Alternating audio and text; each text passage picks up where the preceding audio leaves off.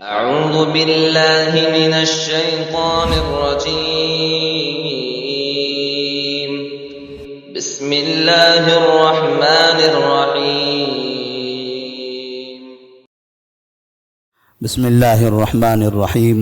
الحمد لله رب العالمين، والصلاة والسلام على رسوله الأمين وعلى آله وصحبه أجمعين ومن تبعهم بإحسان إلى يوم الدين، أما بعد. فعن أبي أمامة رضي الله تعالى عنه قال قال رسول الله صلى الله عليه وسلم: من قرأ آية الكرسي دبر كل صلاة مكتوبة لم يمنعه من دخول الجنة إلا الموت. رواه النسائي وصححه ابن حبان وزاد فيه الطبراني وقل هو الله أحد. فرض نماز کے بعد کی دعاؤں کا تذکرہ اس سے پہلے چل رہا تھا.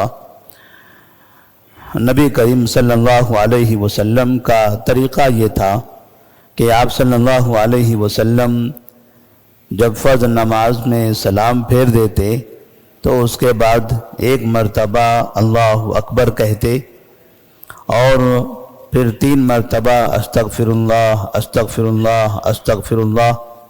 اس کے بعد اللہم انت السلام ومنک السلام تبارکت یا ذا الجلال والاکرام. اور اسی طرح سے معاذ بن جبل رضی اللہ تعالیٰ عنہ کی روایت میں ہے کہ آپ صلی اللہ علیہ وسلم نے ان سے کہا تھا کہ یہ دعا بھی نہ چھوڑنا: اللہم اعنی علی ذکرک و شکرک و حسن عبادتک. اور 33 مرتبہ سبحان اللہ، 33 مرتبہ الحمدللہ، 33 مرتبہ اللہ اکبر اور 1 مرتبہ لا الہ الا اللہ وحدہ لا شریک لہ لہ الملک و لہ الحمد وہو علی کل شیء قدیر. یہ چند مختصر سی دعائیں ہیں جو نبی کریم صلی اللہ علیہ وسلم ہر فرض نماز کے بعد پڑھا کرتے تھے. ان دعاؤں میں ایک اور اہم دعا ہے اور وہ دعا ہے آیت الکرسی. نبی کریم صلی اللہ علیہ وسلم سے مروی ہے، جیسا کہ ابو امامہ رضی اللہ تعالیٰ عنہ فرماتے ہیں کہ آپ نے فرمایا: من قرأ آیت الکرسی دبر کل صلاۃ مکتوبۃ. جو شخص ہر فرض نماز کے بعد 1 مرتبہ آیت الکرسی پڑھتا ہے، لم یمنعہ من دخول الجنۃ الا الموت. موت کے علاوہ کوئی چیز اسے جنت میں داخل ہونے سے نہیں روکتی. موت ہے یعنی جب تک زندگی ہے تب تک دنیا میں ہے، اور موت کے بعد پھر اس کا ٹھکانہ جنت ہوگا.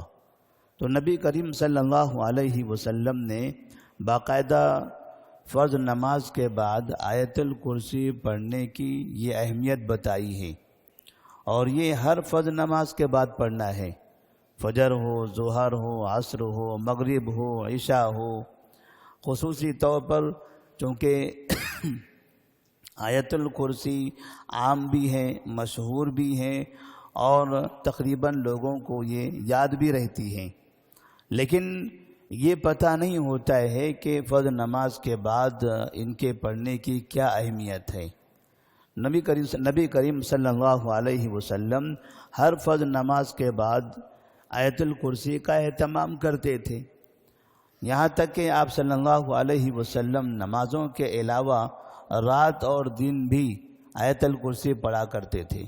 جیسے کہ نبی کریم صلی اللہ علیہ وسلم نے ایک دوسری حدیث میں موجود ہے کہ آپ صلی اللہ علیہ وسلم فرماتے ہیں کہ جو شخص آیت الکرسی رات میں سونے سے پہلے پڑھ لیتا ہے، صبح تک اللہ تبارک و تعالی فرشتوں کو ان کا محافظ بنا کر رکھ دیتا ہے.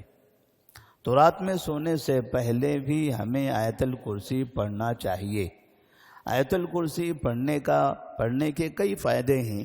ان میں سے ایک فائدہ اس قصے میں ہے، ابو ہریرہ رضی اللہ تعالیٰ عنہ کا جو مشہور واقعہ، مشہور قصہ ہے کہ نبی کریم صلی اللہ علیہ وسلم نے ابو ہریرہ رضی اللہ تعالیٰ عنہ کو سرکاری خزانے کی نگرانی کی ذمہ داری دی تھی۔ بیت المال میں جو خزانہ جمع ہوتا تھا اس خزانے کی نگرانی کرنے کی ذمہ داری دی۔ ابو ہریرہ رضی اللہ تعالیٰ عنہ رات میں اس کی نگرانی کرتے تھے، تو ایک مرتبہ رات میں کوئی شخص چوری کرنے کے لیے آیا، سامان چوری کرنا چاہتا تھا، تو ابو ہریرہ رضی اللہ تعالیٰ عنہ نے اسے پکڑ لیا۔ جیسے پکڑا تو آپ نے کہا کہ میں اب صبح آپ کو نبی کے حوالے کر دیتا ہوں، کیونکہ آپ صلی اللہ علیہ وسلم ذمہ دار ہیں، آپ تمام لوگوں کے حاکم تھے، لہذا چور پکڑا گیا ہے تو اب اس چور کو باقاعدہ عدالت میں پیش کیا جائے گا، تو نبی کریم صلی اللہ علیہ وسلم کے دربار میں آپ کو صبح ہم پیش کریں گے۔ وہ رونے لگا، عاجزی کا اظہار کرنے لگا کہ مجھے معاف کر دو، میں پریشان حال ہوں، میرے پیچھے میرے بیوی بچے ہیں، تو ان کی مجبوری اور پریشانی کی وجہ سے میں یہ کام کر رہا تھا۔ ابو ہریرہ رضی اللہ تعالیٰ عنہ کو اس پر رحم آ گیا، انہوں نے چھوڑ دیا۔ جب صبح ہوئی نبی کریم صلی اللہ علیہ وسلم نے ابو ہریرہ رضی اللہ تعالیٰ عنہ سے سوال کیا کہ رات میں جو شخص تمہارے پاس آیا تھا اس کا کیا ہوا؟ ابو ہریرہ رضی اللہ تعالیٰ عنہ پریشان ہو گئے۔ نبی کریم صلی اللہ علیہ وسلم کو گویا کہ اللہ تبارک و تعالیٰ نے پہلے ہی اس بارے میں اطلاع دے دی تھی۔ تو ابو ہریرہ رضی اللہ تعالیٰ عنہ کہتے ہیں کہ وہ عاجزی کرنے لگا، معافی مانگنے لگا، میں نے رحم کر کے اسے چھوڑ دیا، اور اس نے وعدہ کیا ہے کہ اب نہیں آئے گا۔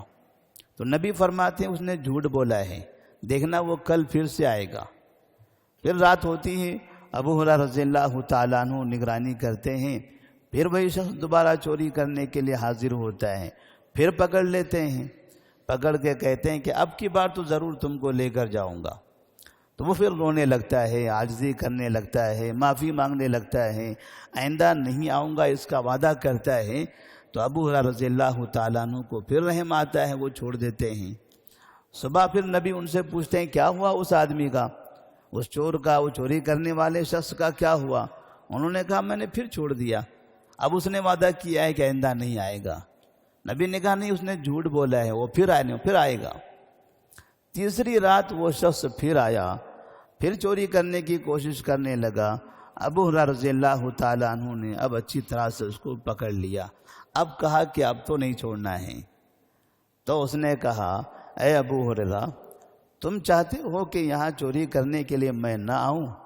تو کہا ہاں، میں تو چاہتا ہوں کہ یہ مسلمانوں کا، یہ قوم کا مال ہے، کوئی یہاں چوری نہ کرے۔ تو اس نے کہا کہ آپ ایک کام کیجئے، تب میں چوری کرنے نہیں آؤں گا۔ کہا وہ کیا کام ہے؟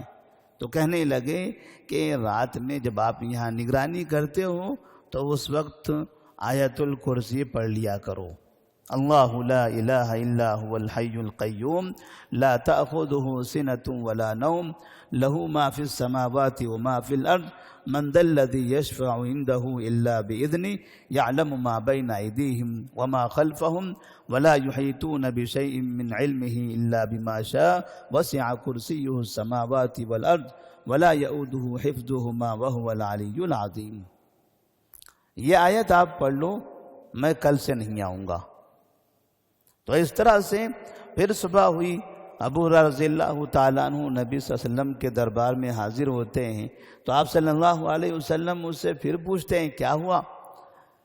تو کہتے ہیں کہ اب کی بار تو میں نے پکڑا تھا، لیکن پھر اس کو چھوڑ دیا، کیونکہ اس نے مجھے ایک طریقہ بتایا ہے۔ کہا وہ کیا طریقہ ہے؟ کہ اس نے کہا ہے کہ جب رات میں نگرانی کرو خزانے کی، تب ایسی صورت میں آیت الکرسی پڑھ لیا کرو۔ تو آپ صلی اللہ علیہ وسلم فرماتے ہیں صدقک الکذوب، جھوٹے نے آپ سے سچ کہا ہے۔ وہ جھوٹا ہے، وہ شیطان تھا جو اس طرح سے چوری کرنے کے لیے آتا تھا، لیکن اس نے جو بات بتائی ہے کہ وہ چوری کرنے نہیں آ سکتا، اگر آپ یہ پڑھ لو گے تو یہ بات صحیح ہے۔ یہ بات صحیح ہے کہ آیت الکرسی پڑھنے سے خزانے کی حفاظت ہوتی ہے، مال کی حفاظت ہوتی ہے۔ تو اس سے ایک بات یہ سمجھ میں آتی ہے کہ جب ہم گھر میں ہوتے ہیں، رات کا وقت ہوتا ہے، تو ہمیں گھر میں آیت الکرسی پڑھنا چاہیے۔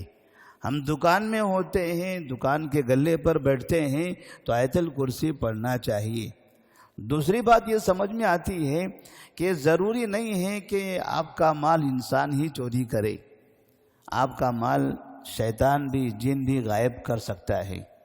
اور ایسے کئی واقعات پیش آتے ہیں، لوگوں کو اندازہ ہی نہیں ہوتا کہ ہم نے فلاں سامان فلاں جگہ رکھا ہوا تھا، آخر وہ کہاں چلا گیا، وہ کہاں چلا گیا۔ کبھی کسی کو اس کی اطلاع ملتی ہی نہیں ہے، تحقیق کرتے رہتے ہیں، کوئی اس کا سراغ ملتا ہی نہیں ہے۔ تو کب کیا ہوگا؟ نبی کریم صلی اللہ علیہ وسلم کے زمانے میں تو اس طرح سے یہ واقعہ پیش آیا تھا، تو اس جن نے، اس شیطان نے باقاعدہ یہ بتا دیا تھا کہ اگر آیت الکرسی پڑھو گے تو چوری نہیں ہوگی۔ تو اس سے جو سبق ہمیں ملتا ہے کہ آیت الکرسی تو ہمیں نمازوں کے بعد تو پڑھنی ہی ہے، کیونکہ ہر فرض نماز کے بعد نبی صلی اللہ علیہ وسلم پڑھا کرتے تھے۔ ایسا پڑھنے سے اللہ تبارک و تعالی جنت کے راستے کو آسان فرماتا ہے۔